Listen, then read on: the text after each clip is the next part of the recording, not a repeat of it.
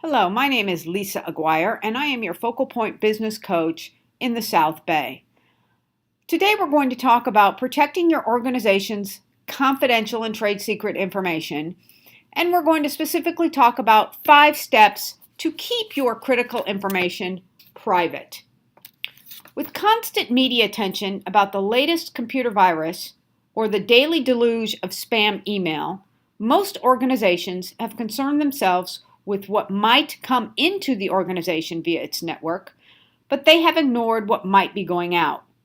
With data theft growing at more than 650% over the past 3 years, according to the Computer Security Institute and the FBI, organizations are realizing that they must prevent internal leaks of financial, proprietary, and non-public information. New regulatory requirements applicable to publicly traded organizations have forced them to create consumer privacy policies and procedures and internal confidentiality and non-disclosure agreements to help them mitigate their potential liabilities. However, it is equally important to privately held, small and medium-sized businesses to put in place efforts to protect their own confidential and trade secret information. So what is trade secret information? It is a plan or process, tool, mechanism, or compound known only to its owner and particular employees. This means that it is not in the public domain, that it cannot be Googled, it is not on your website, your competitors aren't aware of it, or it cannot be reverse engineered. So if you can reverse engineer to get to the trade secret, then it wouldn't be considered trade secret or confidential. It must have commercial economic value to competitors. And your competitors, if they're in possession of this information, would gain an economic advantage over you and your organization. And finally, and this is very important, efforts must be made internally within the organization to keep it secret. And we'll be talking about ways in which to keep this information secret. So what are the 5 steps for maintaining confidentiality? Well, first you need to know and identify your confidential information, determine who needs access to it and limit it, implement physical protection mechanisms, conduct exit interviews of all employees, and implement a non-disclosure agreement. We'll talk about these in a little more detail in a minute. So the first step is know and identify your confidential information.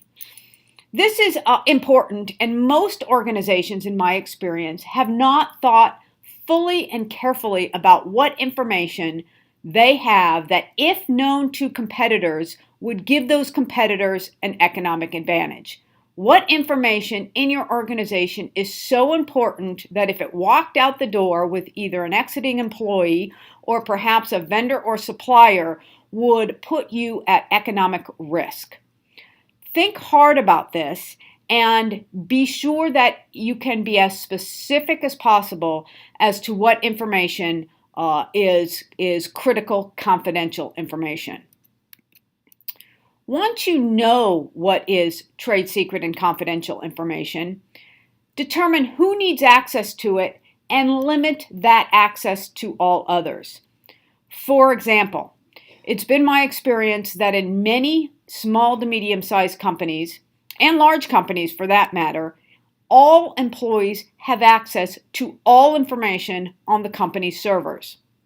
Well, if you are the receptionist, for example, you do not need access to sales data, to profit information, to price quotes, to compounds, to strategy, to other financial information that your organization might consider confidential and private. If you allow access to all of your employees and or pass it over to suppliers or vendors, perhaps in a contract negotiation situation, it will not be considered confidential in a later claim. Perhaps you may want to bring against an exiting employee, for example. So limit access. to only those people who have a need to know. And these might be different. So, for example, sales information, customer information, pricing information may only need to be known by the sales team and perhaps the CFO.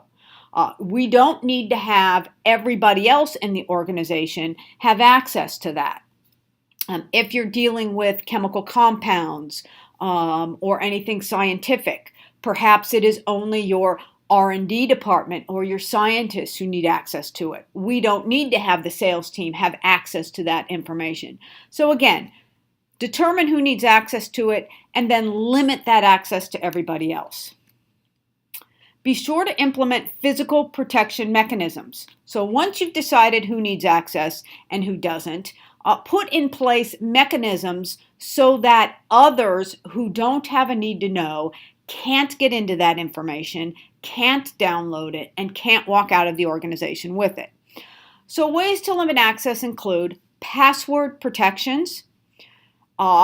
Particularly sensitive information, you should not allow it to be printed. Perhaps you can't make modifications to it. You can't duplicate it.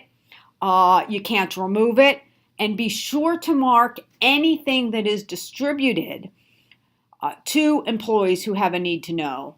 Mark it confidential.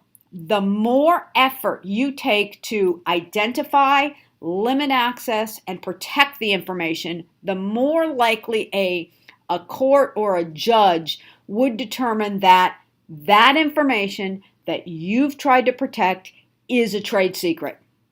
And the reason this is important is I have seen several cases over the last several months where employees exiting the company for whatever reason have walked out with confidential and trade secret information to use in their next job, to compete with you in their next job. They do this in a variety of ways. I have seen employees forward confidential and trade secret information to their personal emails.